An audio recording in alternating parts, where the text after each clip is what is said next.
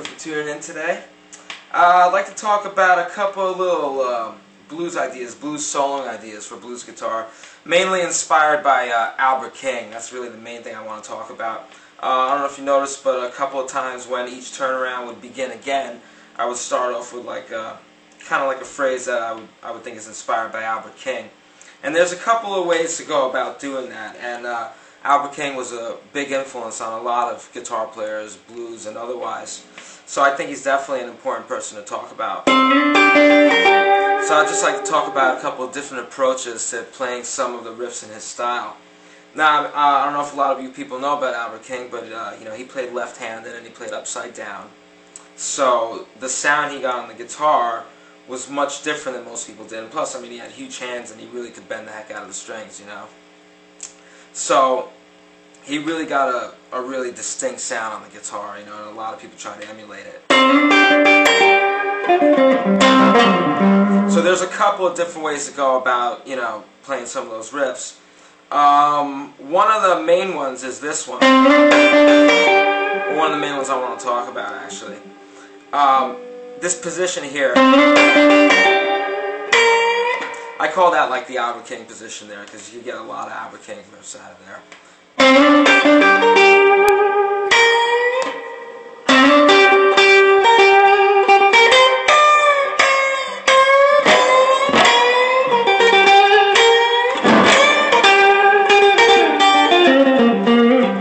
So, anyway, this first one right here, we're in the key of G, alright, and we're starting with the first finger, alright, and we're going to start on the 5th fret of the 3rd string and slide up to the 7th fret.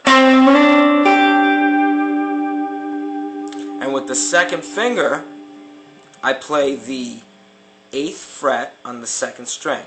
So the first finger's on the 5th fret, slides up to the 7th fret, and the 2nd finger plays the 8th fret on the 2nd string. Alright? Now with the first finger, I'm playing the 6th fret on the 1st string. And then I wind up back on the 2nd string, 8th fret. Alright? So the whole thing kind of sounds like this.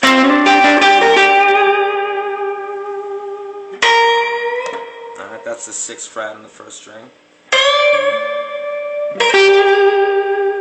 That's another important Albert King riff right there. That's where you're bending the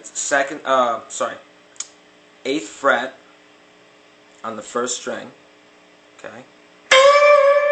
Now, one thing I'd like to talk about also about trying to do Albert King riffs is that reinforced bending really helps a lot. All right. So you're not just bending with one finger. All right. You're actually bending with 3. Alright, so what I'm doing there is I got all 3 fingers behind the 8th fret on the 1st string. Now a lot of people like to do this a little bit differently. I put 1 finger behind each fret. That's how I like to do it. Because that way I could do riffs like this.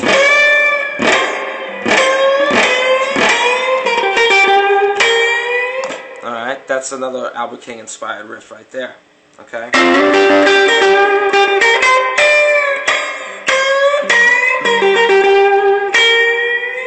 Okay, and that way I have all my fingers ready on the 1st string to where I want to go.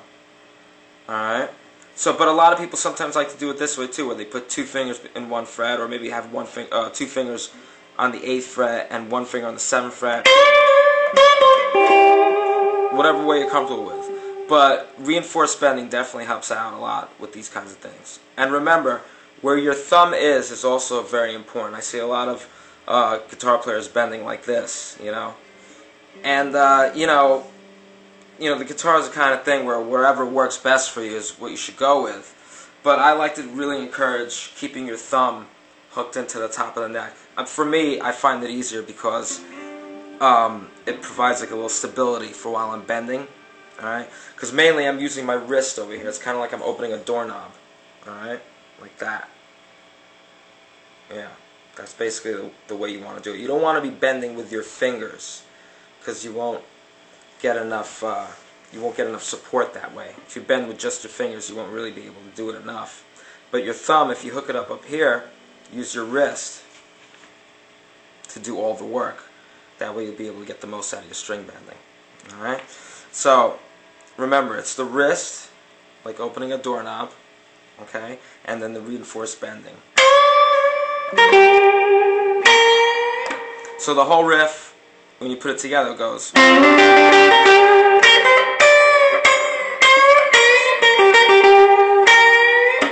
Alright? So again, second finger on the 5th fret, up to the 7th fret, on the 3rd string. Then the 3rd finger goes up to the 8th fret on the 2nd string.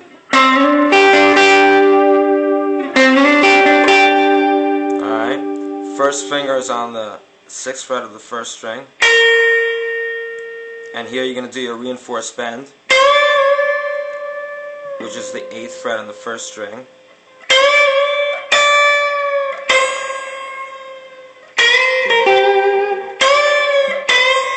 Now right here, I'm taking off my 3rd finger and I'm using my 2nd finger now. Alright?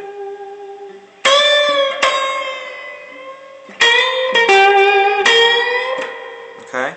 So I'm taking off my 3rd finger now, I got my 2nd finger on the 7th fret. And then I bend with my 1st finger, I bend the 6th fret. Alright? And that's a whole step bend at the end with the 1st finger.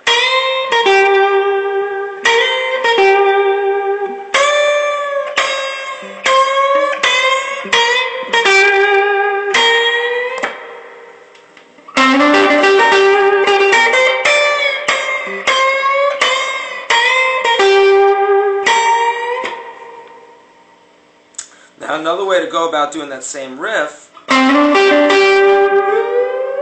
is if you slide up to the next position of the pentatonic scale.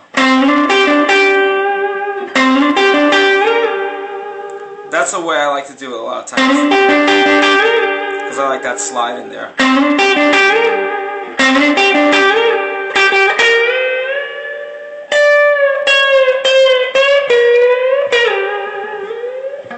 Alright, now right there I'm doing an overbend.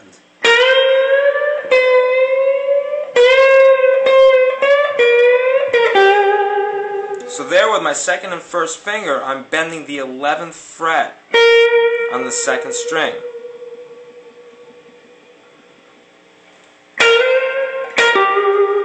Alright?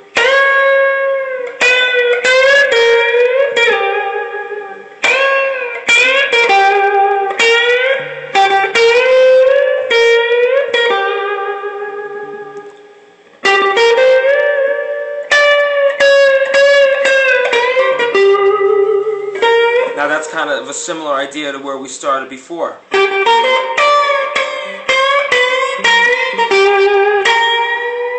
Except I'm doing it now on the 12th fret. I'm starting, instead of starting on the 2nd string, playing the same note except on the 3rd string at the 12th fret.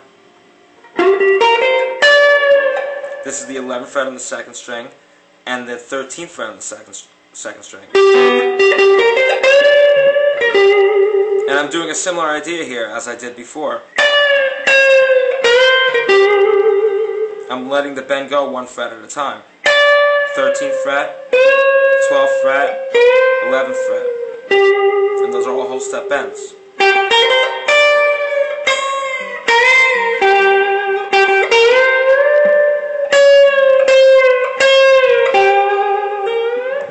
Alright?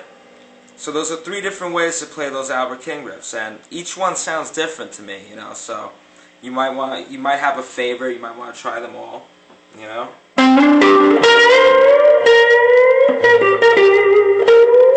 Okay, that's using your 4th and 3rd strings, where you're sliding with your 1st finger now.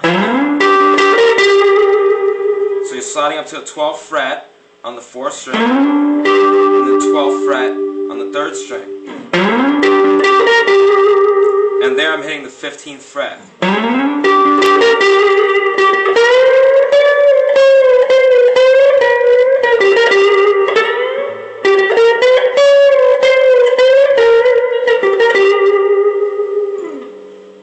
Okay.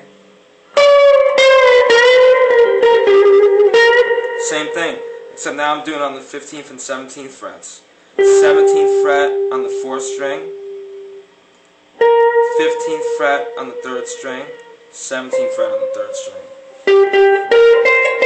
Whole step bend on the 17th, 16th, 15th, and then back to the 4th string on the 17th fret. Alright?